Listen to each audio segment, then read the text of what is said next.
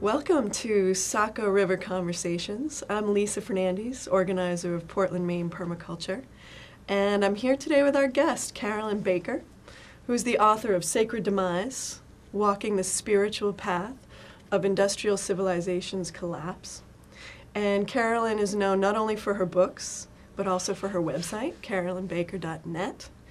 And we're very lucky to have her here in Maine at this time. So we'd like to ask her some questions about the book and about her other writings today. So I'll start with a question that came to me while I was reading the book, Carolyn. You talk about the Chinese curse that says, "May you live in interesting times." And indeed, it seems like we are living in very interesting times. Particularly around this notion of industrial civilization's collapse. Can you talk to us a little bit about why you describe it as a collapse, and what are the pieces that are leading you to call it a collapse? And maybe we can start with something that's on a lot of people's minds, which is energy. Mm-hmm. Absolutely. Thank you for the opportunity to be here today and to talk about the book.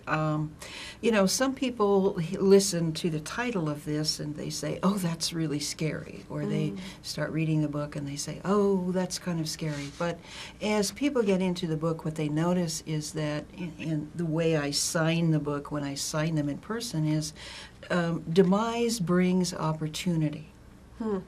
And so here we are with interesting times of a lot of things in demise around us, and tremendous opportunities for doing things in new ways and reclaiming the way things have been in the past, that indigenous people have shown us in the past, ways that really work, ancient wisdom that we can apply.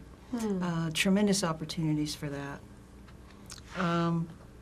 And in terms of energy, it's pretty clear now, and I don't like to spend a lot of time arguing about, is peak oil real, is peak oil not real, but essentially it's pretty certain now that we have passed peak in terms of oil production. And peak oil doesn't mean we're running out of oil, it just simply means that no longer is oil going to be easy to access, no longer is it going to be cheap. The days of cheap are over as far as hydrocarbon energy. Right, right. This morning, an energy bulletin, Michael Clare from Hampshire College, who's a noted peak oil researcher, stated there's no question, we've passed peak. A lot of people date that time in July 2008. And because so much of our economy and our societal and cultural systems are based on the premise of fairly accessible, affordable, cheap energy, this poses a significant change in the way we organize ourselves in the world and the way we're going to do things. So that leads me to sort of the next component of collapse, which is the economic component. Yep. And we're already starting to see a major unraveling at a number of levels. How do you see that playing out in terms of, is it a momentary blip, an anomaly, as some people are suggesting, and we'll have a recovery soon? Or is this just the beginning of something much bigger? I believe it's just the beginning of something much bigger. We in the Western world have not seen this kind of financial meltdown probably ever. Certainly the Great Depression was not this large in proportion as this is. And it's affecting every aspect of our life. And, you know, we're in a chicken and egg situation here where we can't recover without tapping into more energy.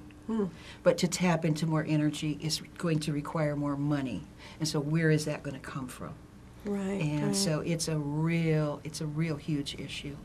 So from an economic perspective, you know, the beginning of a very bumpy road, and that might be a very gentle way of putting it. I believe so. And at an environmental level, we're also looking at something like as big as climate change, which is fantastically enormous for people to imagine taking on personally. Well, for a number of years, I've been talking about what I've called the toxic triangle, and some people call it the triple crisis of energy, environment, and economy.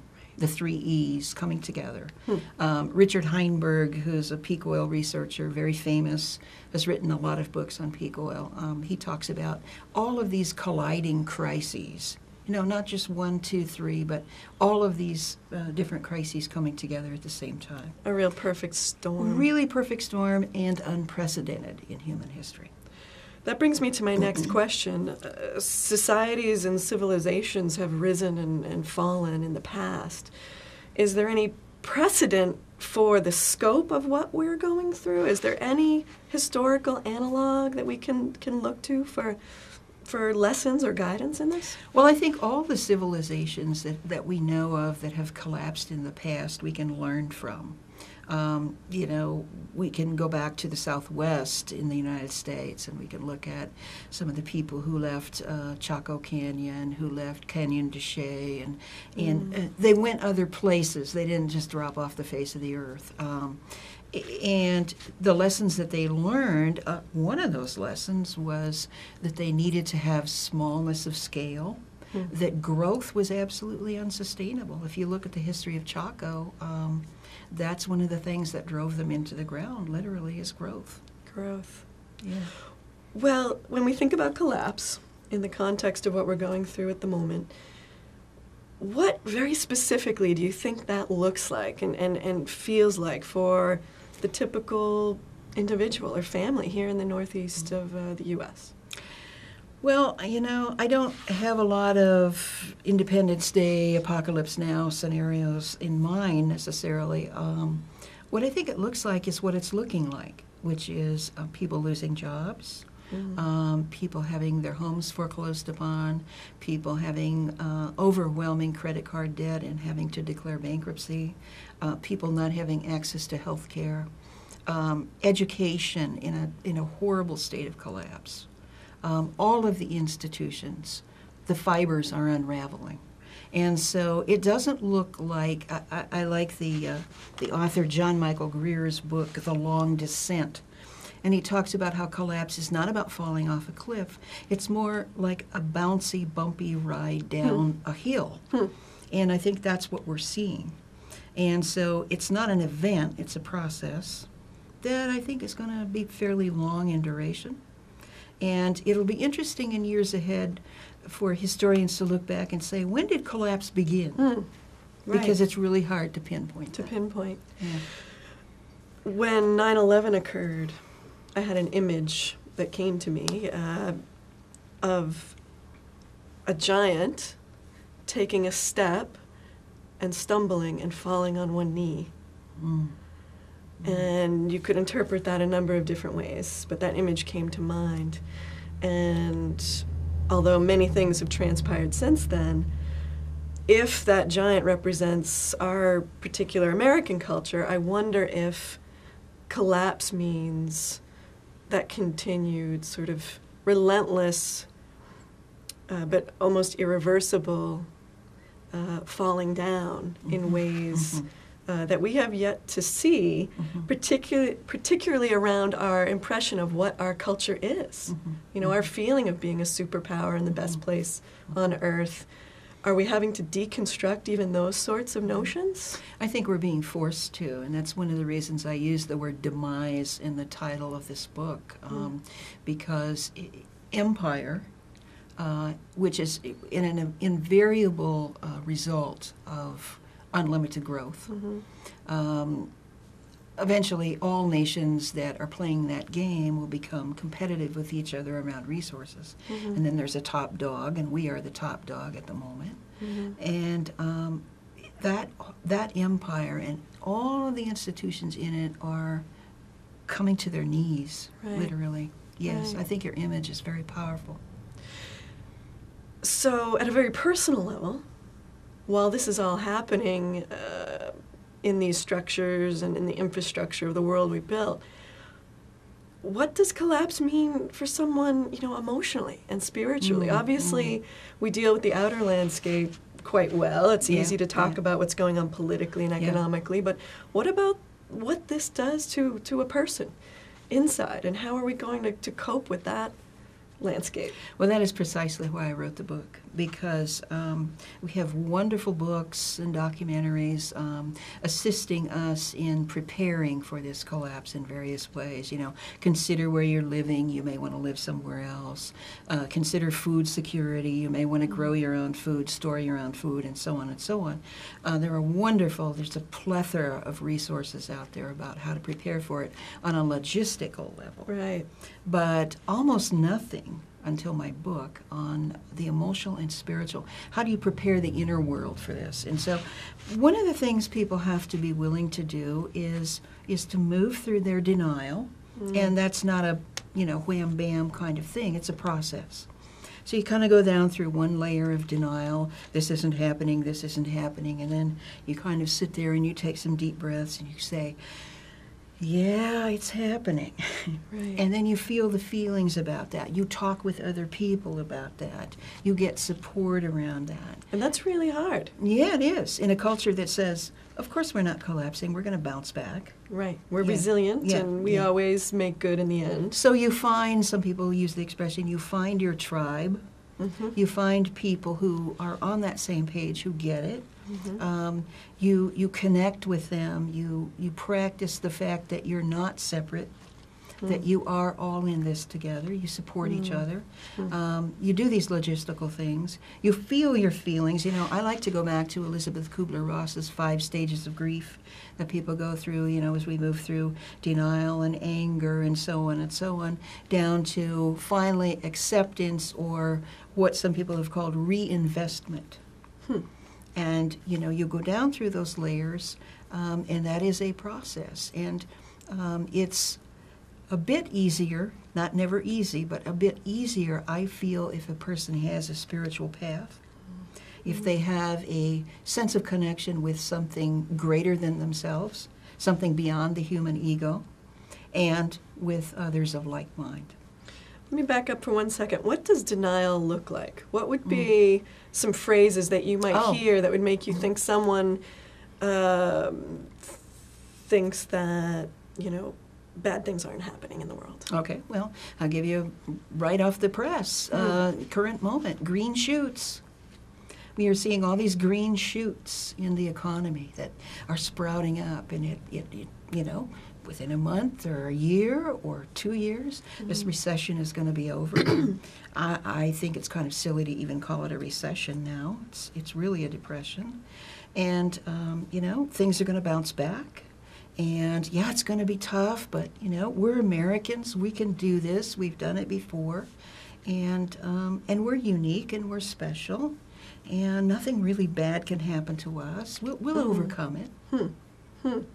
And so going through some of these processes to address that sense of denial with people seems particularly challenging, even in a place like New England or Maine, where, frankly, doing that soft, fuzzy internal examination work is not a strong suit in general of a lot of people. How do we sort of have those conversations in a way that we're not marginalizing the conversation itself? Well, 5 years ago that would have been really hard. Yeah. And these days it's a little bit easier. One of the things I find is you start talking to people about their children and their grandchildren and the kind of world that those kids are going to go into. Right. And then it gets real personal real quickly. Right. Yeah. There's a common concern. Yeah. That we can tap into. Yeah, I personally, I teach, I'm an adjunct professor at a college in Vermont, and I work with graduating students all the time who are going out into a world where there aren't any jobs. Right. And, if I had talked to them about this 2-3 years ago, they would have thought I was completely crazy. And I watched a change just from the fall semester to the current, to the spring semester to right now, and they're not thinking that's crazy anymore. They're looking at this and going, wow, what am I going to do? So the rate at which people are adjusting to these concepts is really picking up. Yeah. Speed in some way. Yeah. I mean, there's still a huge amount of hanging on to we're going to bounce back. Okay. But people are taking it more seriously now that this is not business as usual. What do you think are the philosophical and spiritual underpinnings, maybe looking at how we've evolved as a culture over the last couple, 300-400 years, say, that allowed us to get to this completely unsustainable pinnacle. Obviously, we had to have some societal assumptions or myths that we've created in order to even make it possible to achieve this place. Right. Well, you know, in 2006, I wrote a book called U.S. History Uncensored, What Your High School Textbook Didn't Tell You. And in there, I talked about some of these myths. And one of them, of course, is exceptionalism. You know, New England is the place where the Puritans landed, and the whole myth of we are the city set on a hill, we are the New Jerusalem, we are the light unto the world, and, you know, we are a theocracy, we can do no wrong. That's just, you know, continued in various ways throughout our history. And it's fabulously empowering on the one hand, in a sense that it enabled those people to do a whole number of things. Yes. But now we're seeing the shadow side of that. Exactly. Very good. Yeah, exactly. And then I would take it back even further to the Middle Ages and to, even before that, to early Christianity, in which people really lost connection with earth-based spirituality and began to move away from that into the male God who sits in heaven and judges and has told us to conquer the earth, dominate the earth, separate ourselves from it. Even I would go so far as to say some fear of the earth. We can't get too dirty and messy and involved in the earth. And the wilderness is something to be afraid of. Afraid of and conquered, yes. For our own benefit, typically material benefit. And as a result of that, when the people came here to the New World from Europe, because they couldn't open to the indigenous people, then, you know, tons of that indigenous wisdom was lost. Right. Not totally lost, but certainly eclipsed with the whole domination Christian myth. Right. And fortunately, many tribes and many non-tribal peoples are reconquering and reclaiming that wisdom. Right, right. Talk to me a little bit about the assumption, and I may be going out on a limb for some of our viewers, but the assumption that growth, economic and industrial growth, is natural, inevitable, good, to be sought, and without it, something's wrong. Talk to me about that. Well, it definitely is an illusion that is now being revealed for what it is. It just simply, factually, this isn't somebody's opinion, it's a fact that this is unsustainable. This planet was built for 2.5 billion people riding bicycles, not 6.5 billion people who all want to have 6,000 square foot houses and 3 SUVs. You know, the planet cannot carry that amount of activity and the draining of its resources. It just can't. And so, you know, I see a real collapse of the ecosystem, and the ecosystem really saying enough. And you know, I see some glimmers of optimism in the collapse, even now, as we see less driving, as we see less borrowing, we see less consuming. We see people more and more cutting up their credit cards. And there was an article in the New York Times a couple of weeks ago about, rather than keeping up with the Joneses, people are trying to keep up with those that are just getting by and who are being very frugal. How do you do that? And we're looking at each other and going, how do you be frugal? You know, show me what you do. Well, okay, and show me what you do. This is exciting. These are some of the, I think, the optimistic signs of collapse that we're already seeing. And of course, many of these strategies are not new.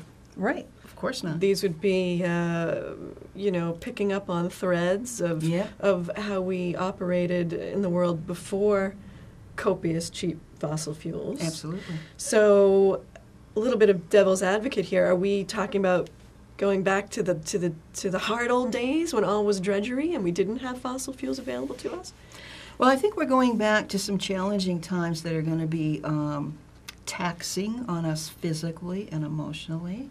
I also think it's very possible. We were having a conversation earlier today about how to have fun in that space.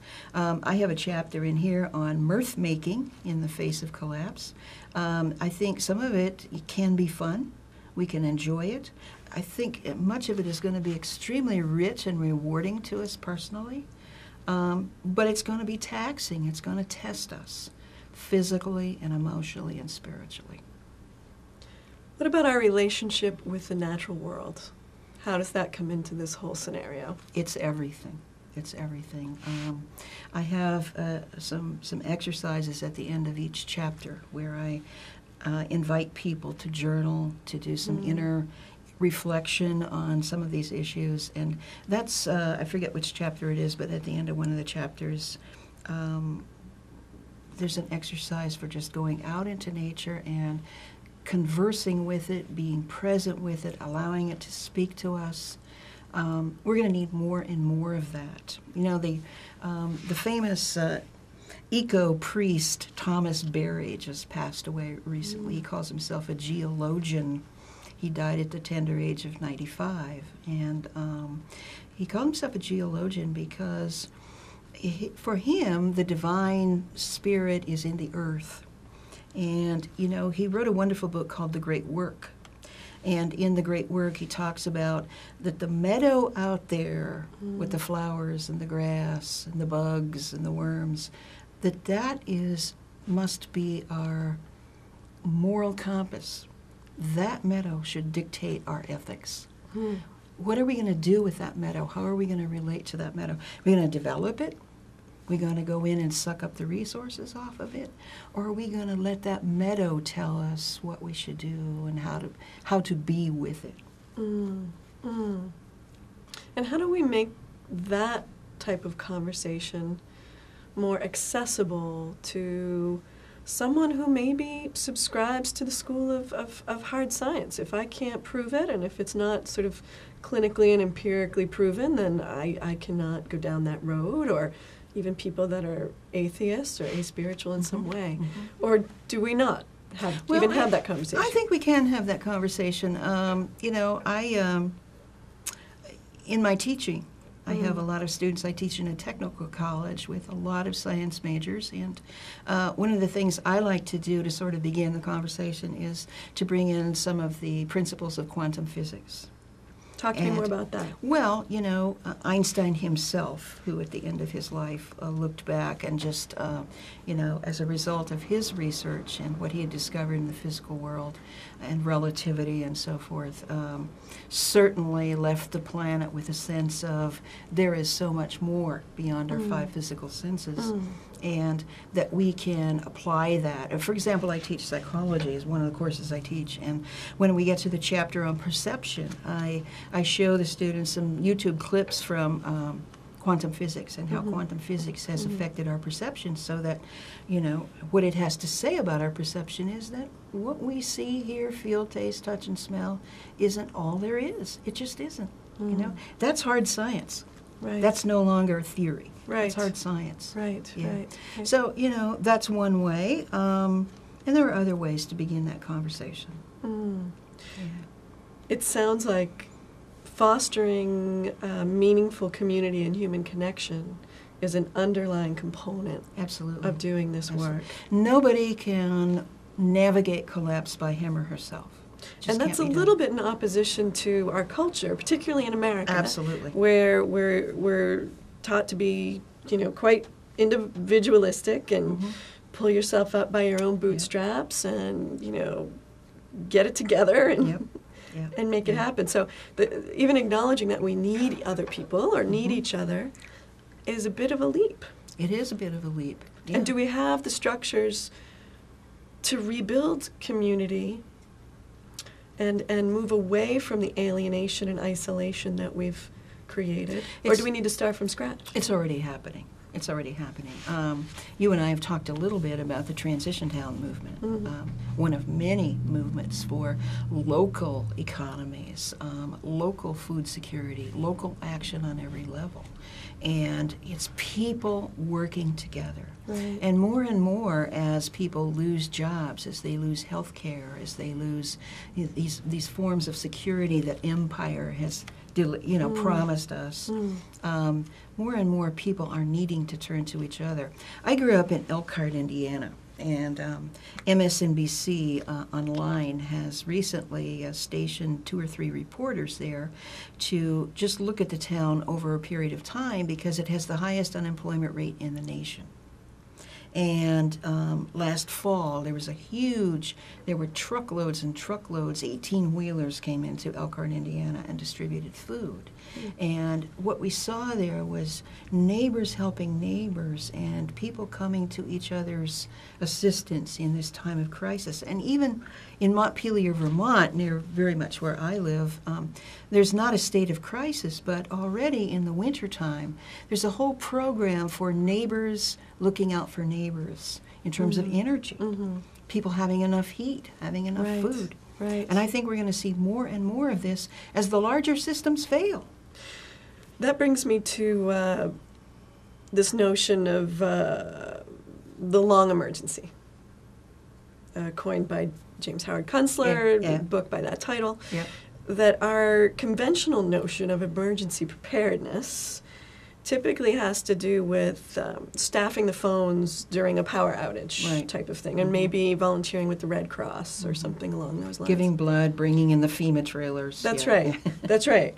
And so what should be our new notion of emergency preparedness, or just preparedness in general, at a community level? And I'm not talking about state National Guard programs or other things like that, but at a neighborhood and community level, what would be some sound planning and logistical steps? Okay. Well, again, I go back to transition towns because this is a movement that has now literally gone viral around the world. Started with a couple of small towns in England. It's everywhere now. And we have a number of towns in the United States who, according to the transition town criteria, qualify as transition towns. And again, I go back to Montpelier as a model. The preparedness should not be, oh, let's prepare for the emergency, but rather, let's get our systems, our structures in place so that as gradually we see these things slipping away, we have more and more in place to underpin and help us in that situation. So one of the things Montpelier is doing is they're working on community currency, alternative currency. Right. Some people in city government are involved in this. We have the banks on board in Montpelier, ready to be involved in that. Food security.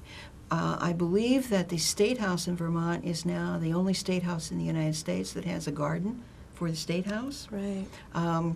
Transition Town Montpelier is looking at providing food for the entire city, and how do we get things in place for health care when there's no health care?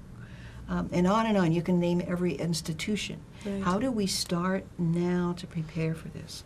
Because it will be a long emergency. And it seems like, to some extent, the degree to which we don't start creating those structures now is the degree to which something we don't want comes in to fill the void. Exactly. Particularly around emergencies. And, we saw the worst of the worst in a scenario like Katrina. Right.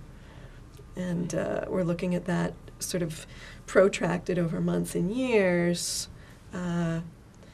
Who are the leaders? Are we looking at local government? Is it the people themselves? Is it nonprofits? I think it's all of those, and I think it's neighborhood by neighborhood. I really do. I think it has to be organized on that smaller level, so that, ideally, a community would be so prepared and be so capable of providing order for itself in that time of chaos. You wouldn't need Blackwater coming in. Right. You wouldn't need these private security forces coming into or martial law, because the people would be able to handle this. Right. What would you say to someone who feels like, someone else is going to solve this problem?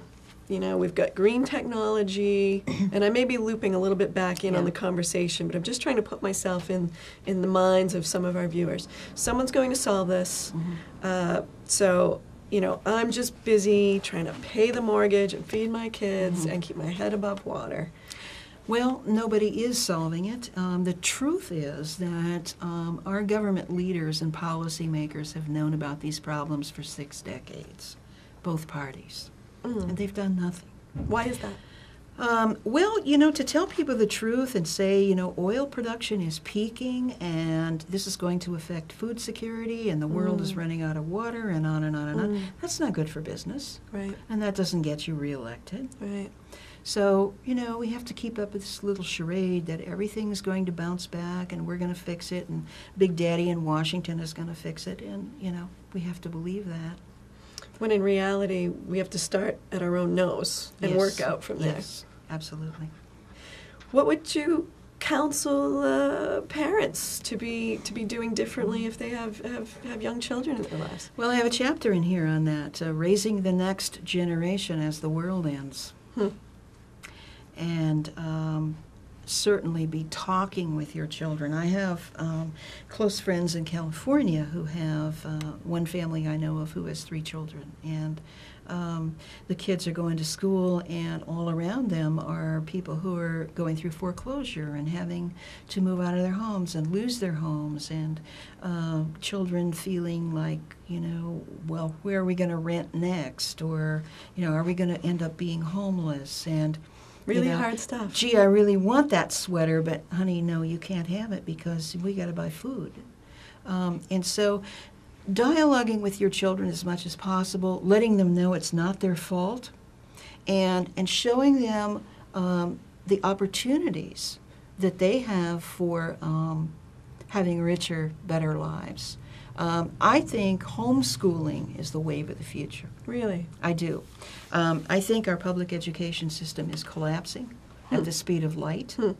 And most parents I know who have any consciousness about how they want their kids to be raised are tearing their hair out at the public school system, which these days is, 4 days a week, 5 hours a day, giving tests.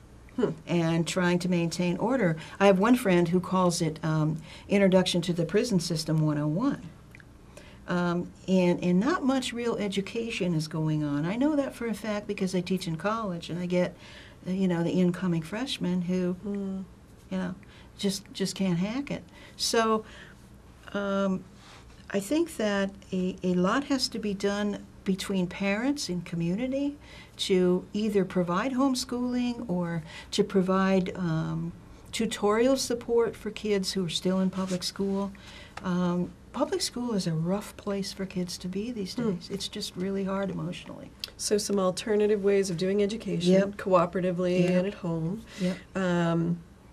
Focusing on the slower, simpler joys of life. And and lots of family time. Lots of family time. The parents slowing down and spending more quality time, the family all together. Oprah did a show a few weeks ago in which she interviewed this one family, and she said, it was an African-American family in Chicago, middle-class folks, and she said, of course she got their permission to do this, but she said, would you be willing to give up all your electronic toys for a week and see what happens? And so they said, yeah, okay, we'll do this.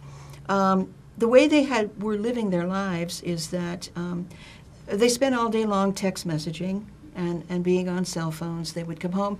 Everybody would go to their separate computer or their separate video game. And then when it was dinner time, there was sort of this space in the kitchen where everybody would come and grab their food and go back to their little, bastions of isolation. And so they took away the electronic toys from these people. They made them agree that they would sit down at a table, they would cook their own food, they gave them money to go shopping, a certain amount. You had to go shopping, spend only this amount of money, you go shopping together, you come home, you eat together, you do these activities together as a family. Mom and Dad on Saturday night go out for a date and get childcare for the kids. And after a week, I mean, these people went through withdrawals. It was like withdrawing from heroin for a while. But after a week of doing that, Oprah said, "Could we do it one more week? Would you be willing to do that?" And they said, "Yeah, we'll do it for one more week." They were a different family after 2 weeks. And they didn't want to go back to as much text messaging.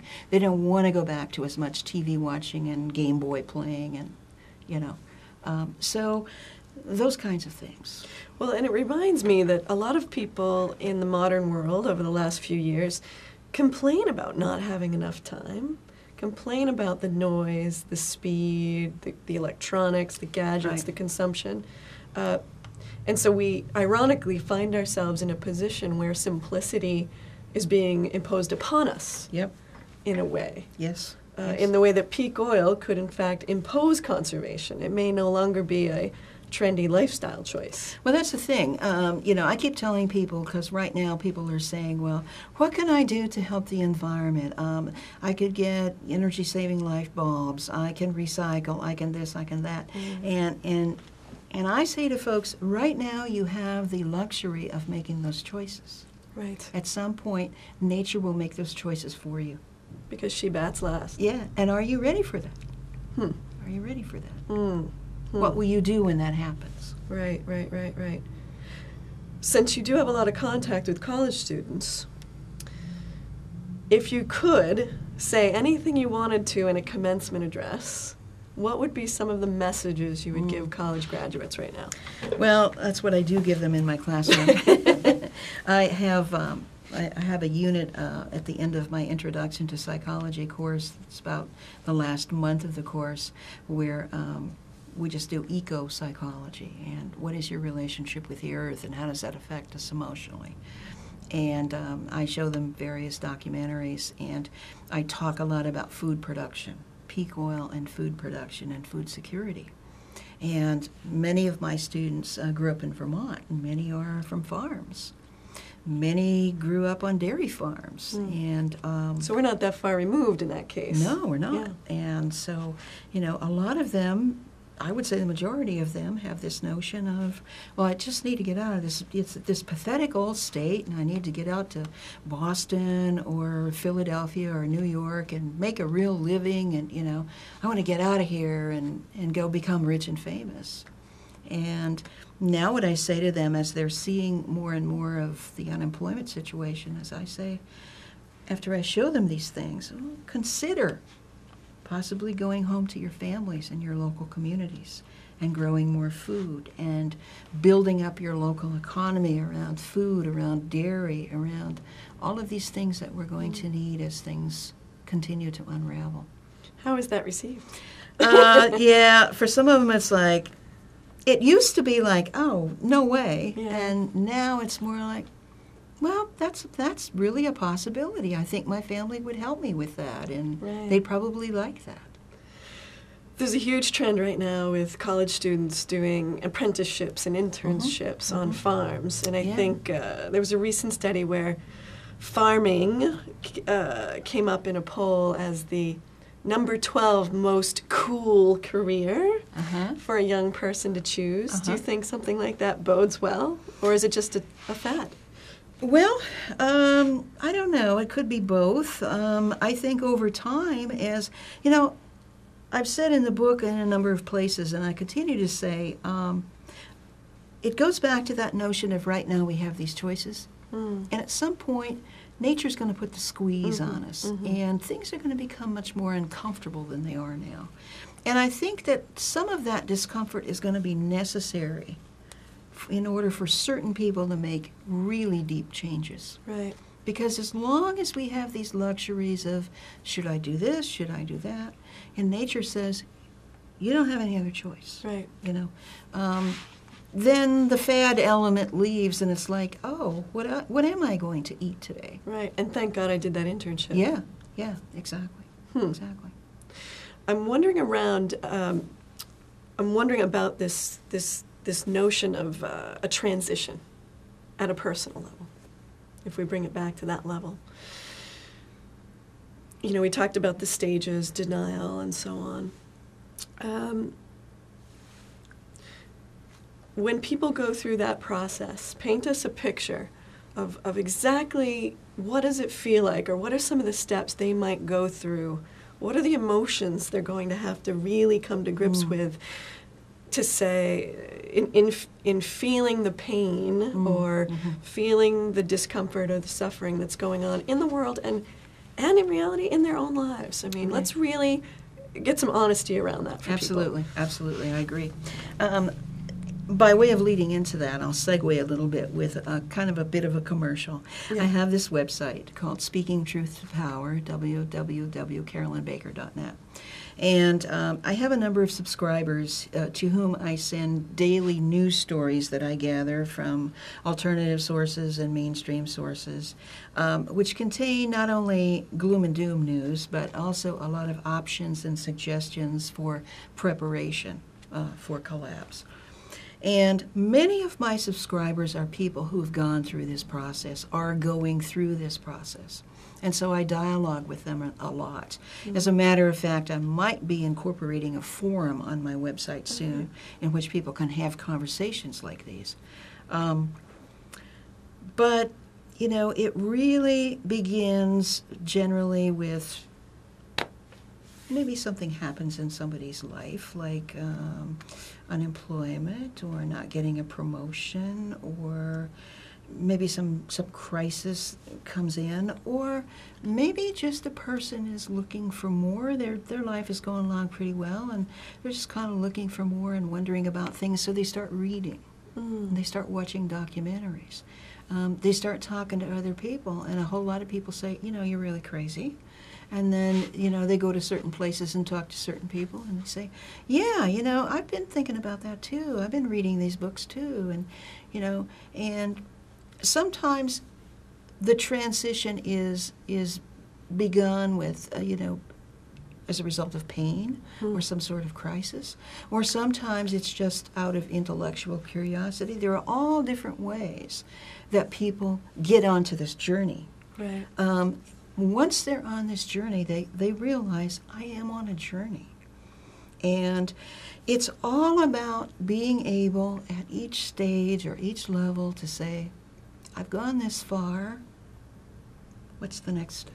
Right. I've gone this far, I can stop here and go back to the old way if I choose to, or I can keep going. The red pill or the blue pill? The blue pill or the red pill, exactly. And generally people say, I know too much now. My eyes are opened in some way. I can't close them again. What if they're in a relationship and their partner's not on board? You must see that a lot. A lot.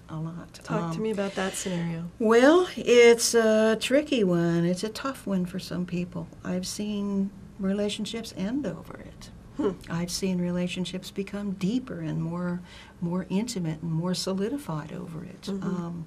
But it's not uncommon, and between older parents and younger children, between children and parents, you know. Grandma, you got to be crazy you believe all this stuff, you know. Or you can't go stay at Grandma's house because Grandma's crazy. She thinks the world's going to end. You know, you need to go somewhere. You know, there are all kinds of scenarios that play out. Yeah. And of course, we've also been conditioned to believe that we're meant to be happy all the time. Oh, yeah. Even if that's by entertaining ourselves to our own detriment. Yes. And that if you're unhappy for some reason, there's something wrong with you. Yeah. You know, James Howard Kunstler, there's a wonderful documentary I show my students. It's called The Great Squeeze. It's about all of these things we're talking about. It's about collapse. And he talks in there, he says at one point, Americans have lost the tragic sense of life, which doesn't mean that everything has to be horrible, but simply we've lost a sense of there's a beginning, there's a middle, and there's an end. And here we are at an ending and a beginning of something else. Yeah. But we have no sense of, we don't get to be happy all the time, and that's okay. Right. And there's this notion of ordinary human sadness, you know, that Freud talks about. And not all sadness is pathology, or it's not neurosis. Right. There is something called sadness or grief. Yeah. That is a normal and, in fact, healthy part of being a human being on this planet. Indigenous cultures know that. I had the privilege of studying when I was in California for many years. I studied with an African shaman from Burkina Faso and from the Dagara tribe of West Africa. And one of the principal rituals that they do in their culture on a regular basis is they have a funeral ritual, even if nobody's died. And they do that so people can express grief. Right. And as one of the richest, most rewarding, and ultimately fulfilling ceremonies that these people do on a regular basis, because they tap deeply into their grief and their sense of loss. And allows, I would imagine, allows them to move through Absolutely. to a place of something else or of appropriate action. What Americans don't seem to understand, and hopefully this process will help more of us to understand, the way out is through. Not around. Yeah. Or over or back. Yeah. And you know, we have this huge, enormous pharmaceutical industry that is only too happy to tell us we have a pill for that. You know, if you have the slightest discomfort, we have a pill for that. We can take that away, just like that. And of course, with the enormity of the stresses, acknowledged or unacknowledged, that many Americans face at the moment, sometimes the easiest path is to just take that choice, which somehow, you know, and I'm not trying to demean the challenges that come with an honest mental illness, but certainly, if we're choosing to say, I'll just take this pill and nothing's wrong in the world, or this will allow me to get through this stress, or we're not looking at the underlying causes, perhaps. Is that what you're seeing? Exactly right. Or that's what I'm seeing everywhere. Yeah. Even to the point where we're taking on the stress of what's happening in the world. I mean, if we really think about the grief that's inherent in what we've done to the planet, generationally. I mean, my generation and maybe the one before me may in fact be carrying a lot on its shoulders. Indeed, and I think that part of this transformation we need to experience is in the transition of consciousness is grieving. Grieving what we've done to the earth. Not beating ourselves up, you know, but really taking responsibility. When I began my psychology classes with my students, not the first day, but maybe a couple of weeks into the course, and we began to talk about the world and how it influences us as individuals, I began to apologize to them. I say, I'm sorry for what my generation has dealt you guys. And some of them go, what do you mean? We live in the greatest country in the world, you know, what are you sorry for? And I say, by the end of the course, you'll understand. That's very powerful. Then we come back to the end of the course, and I say it again, and they say, oh, yeah. We're leaving a pretty complex legacy. Yes. So bringing this back home again as we wrap this up, we do this work. We try to do this work, the emotional, the spiritual, as well as the logistic and the community pieces. What might it look like on the other side if we're successful? You know, in the Transition Town training, we have this wonderful exercise, comes from Joanna Macy and her work, where we sit in two circles. We sit in an inner circle and an outer circle. And we take the hands of the person in front of us, and one person is an elder and one person is a younger. And the younger person says to the elder, so what was it like? What was it like when you realized that we needed to make this transition? You know, what did you do? And it's a very, very powerful exercise. Tell me again your question, because I just slipped away. Yeah, and I guess it's the flip side of that exactly as well, which is when we get to the place where our descendants are in the future, and if we've done our job properly now, what might it look like? What might it look like for them? Yeah. I think what it might look like for them is that we've left some structures in place. Yeah. In our local communities, spiritually, in our relationships with them, emotionally, environmentally, that you know, we can't solve all the problems for them. We can't kiss it and make it go away. But we can leave some structures in place that they can grab onto Right. in those times when, which I think are going to be pretty intense for our descendants. And support them in their process Right. of coming into something entirely Right. different Right. than what we Yeah. came into. Yeah. Well, I think we'll probably stop there. I'd like to really thank Carolyn Baker for her time today and the very important and unique work that she's doing around sacred demise. It's a gift to us all, and we'll be well served to follow a lot of the work that's offered to us here. So, in that, I'd like to close today's show of Saco River Conversations. I'm Lisa Fernandez and Carolyn Baker. Thank you.